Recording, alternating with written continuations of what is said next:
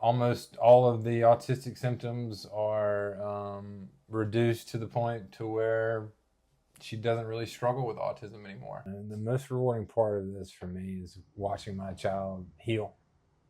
Here we have, for the first time ever, mainstream media. What's going on? How we doing? Dude, I'm happy to be here. You know, Nick just gave me a wonderful adjustment. Yep. My cervical spine and upper thoracic were hurting, so I feel a lot better now. I'm ready to have a conversation. Yeah, awesome.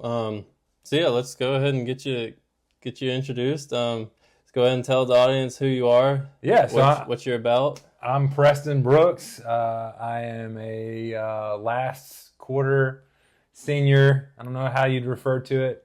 Fixing to graduate from chiropractor school. So I'll have my doctorate hopefully in just a few months. I'm also a health coach and kind of a amateur expert, I guess you'd say, in autism. I've got a daughter who's 10 years old now, and she's the reason I'm on this journey.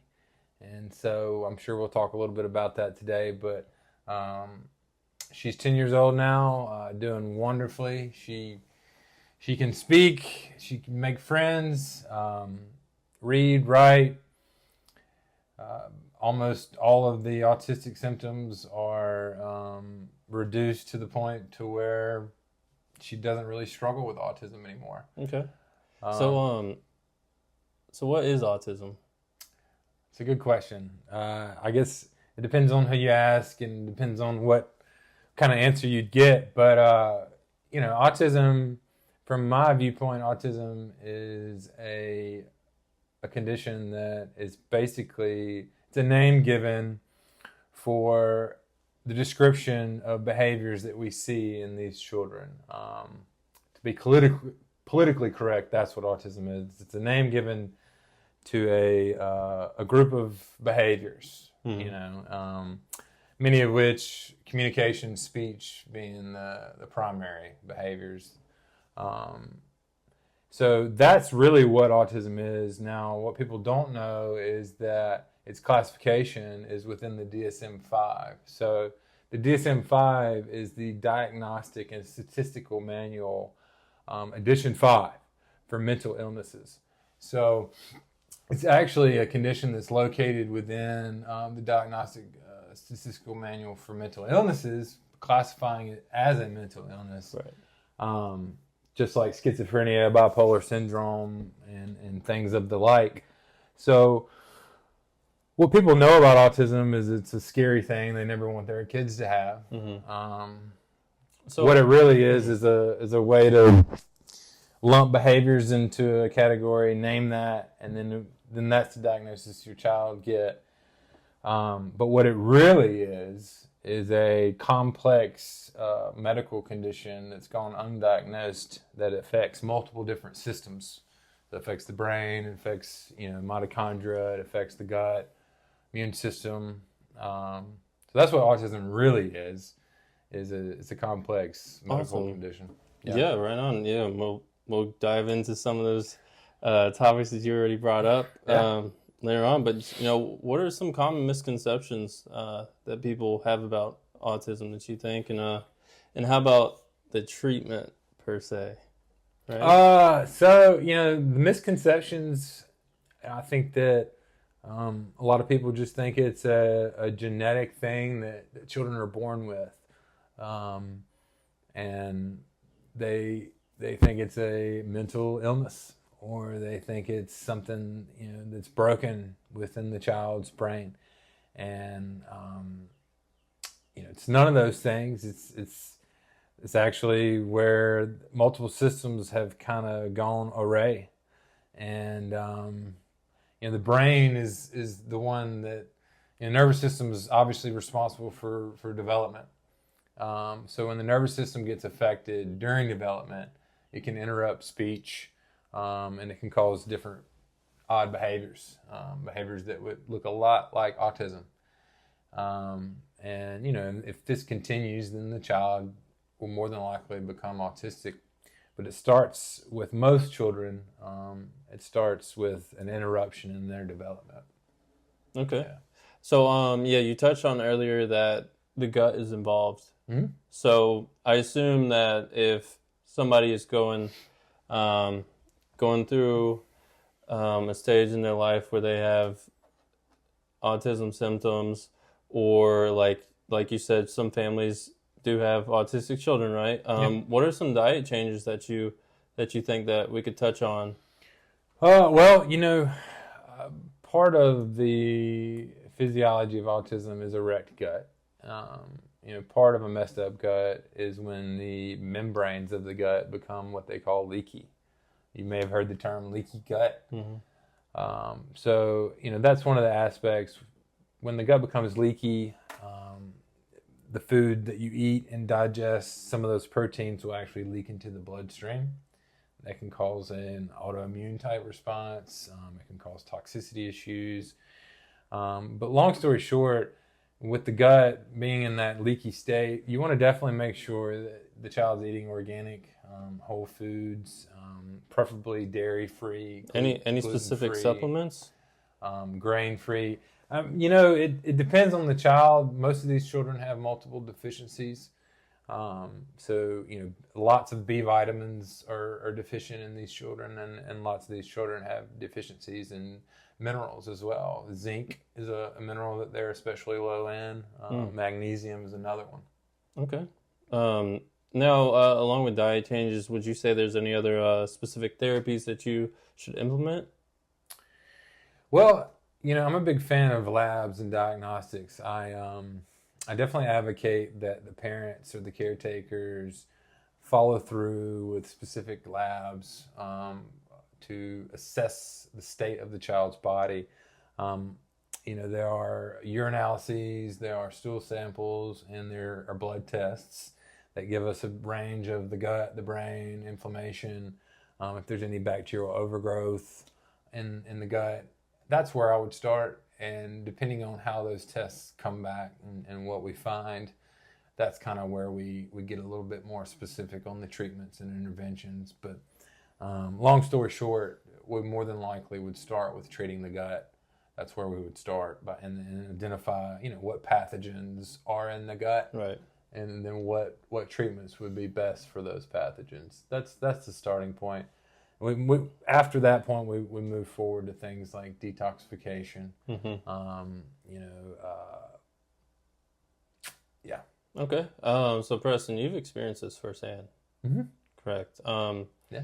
And I think a major thing that we need to touch on is challenges and the limitations that you've experienced trying to push through this. Like how do you think there are challenges and limitations in this process? Or what have you experienced, your challenges and limitations? Well, there certainly is. Mm-hmm.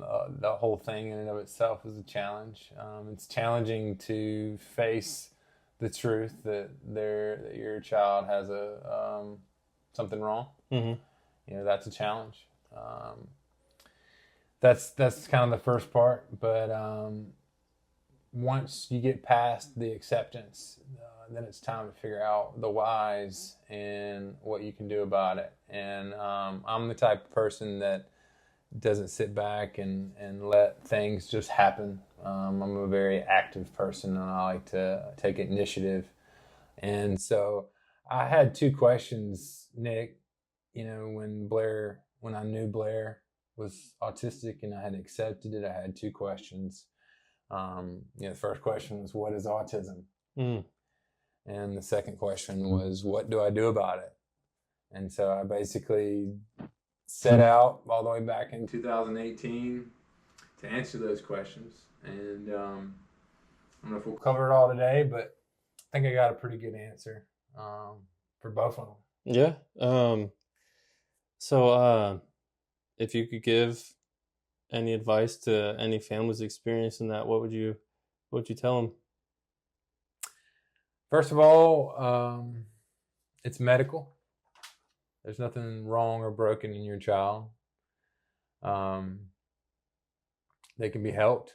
It's not permanent. Hope is real. There's no pill or cure, but there are answers.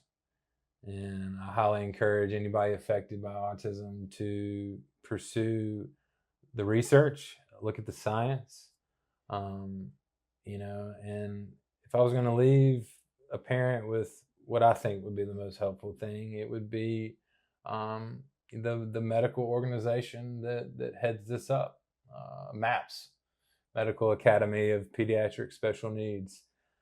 This organization trains doctors on how to treat children with autism. Okay. So I highly recommend any parents or families that have children that are affected that you locate a MAPS physician and, begin running labs, begin finding some of those answers. Once you get those answers and you treat, then the symptoms we know as autism begin to fade away. Right. So I want to speak on a video I watched it from you way back when. Okay. You shared it, and it was actually this family experiencing this with a child. They eat a lot of processed foods, Mm-hmm. and they're going through like the diet change and whatnot. Yeah. And I think we touched on how, it's the child gets back to its natural state and it decides, hey, I'm no longer going to eat these processed foods. I'm going to eat these whole like mineral dense foods from now on. But it is a challenge getting your children to do that, right? Mm-hmm. So would you say that you said earlier that the first step would be diet changes?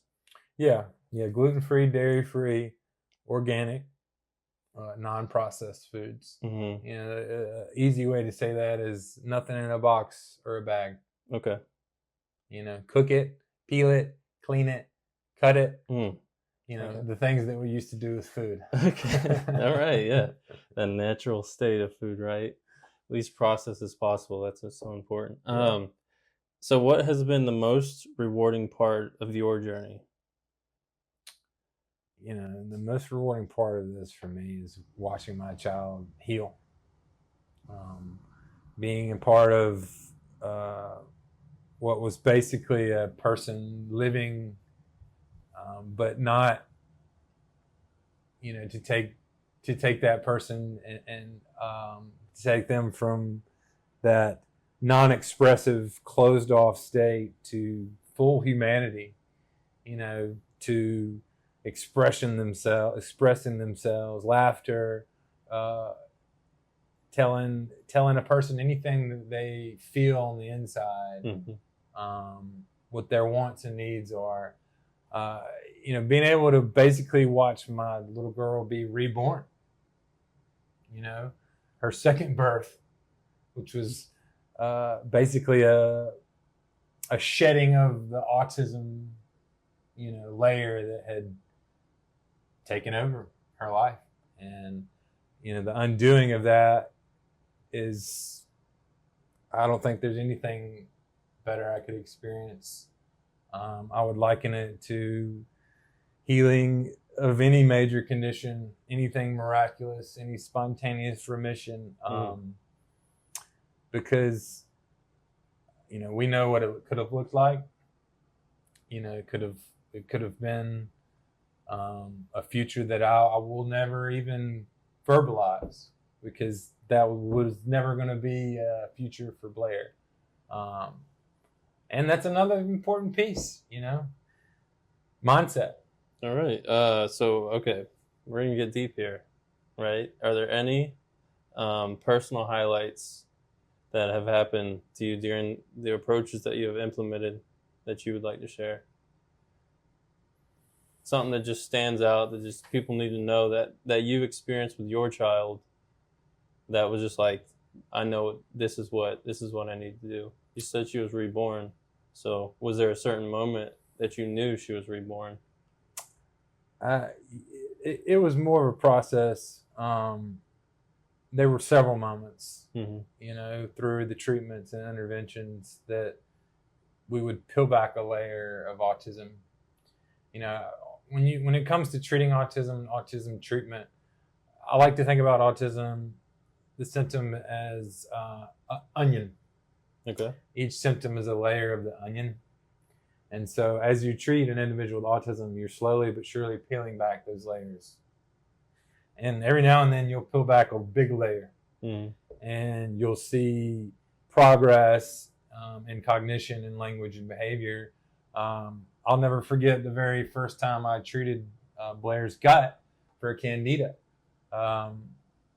We were given a particular herb and enzyme protocol, and about 2 weeks into the gut reset, she began to have flu-like, cold-like symptoms, and this persisted for 2 or 3 days. Fever, just like she had the cold. And when she emerged from that, it was like a totally different child. I could see that she could see things in her environment that she couldn't before. There was a light behind her eyes that was not lit the day prior. And so little bitty wins like that I'll never trade them for the world. And, being able to wake up every day and have a conversation with my child and knowing exactly what she feels and what she wants in this life, I couldn't trade that. Couldn't trade that for the world. Right. So you spoke on these MAPS doctors, right? Yeah. Are there any other resources out there that you think people who want to know more about autism should get their hands on? Or it's there used to be a lot of YouTube videos, unfortunately, during the censorship of 2020 and the COVID era. A lot of those YouTube videos were removed. Wow. Okay. So it is difficult to find the information unless you're willing to read science and research. You can get on PubMed and spend all day because the science is there. But you can follow me. I'm trying to put out research, share recovery stories. I've actually got a PDF file I could share with you if you wanted to ever share with anyone else. I'll put all that in the description below. Okay. It's in the show notes. Yes. But yeah, so I've collected about 200 plus studies. There's several hundred, and they all paint a picture of autism. Here we go. Mainstream media published article titled "Scientists Discover Autism Can Be Reversed." So this particular study was a case series of a set of twins, and these particular twins, the interventions began at 20 months, so right before they were 2 years old.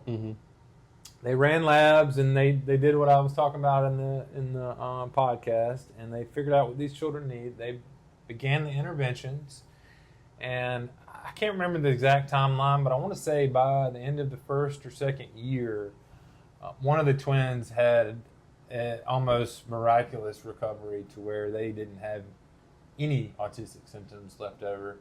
Wow, that's awesome. The other twin had made huge strides and drastic reductions in her symptoms. So here we have, for the first time ever, mainstream media telling the same story of my child and thousands of others. And this is what I would say, and this is exactly how it plays out.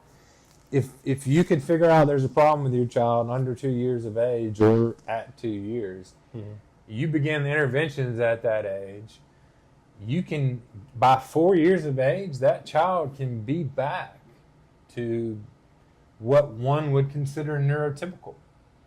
I don't like using that word, but that's what we're talking about. So that's why this information is important, because early intervention has always been what's talked about, Nick, but that's in reference to behavioral therapies, not medical interventions.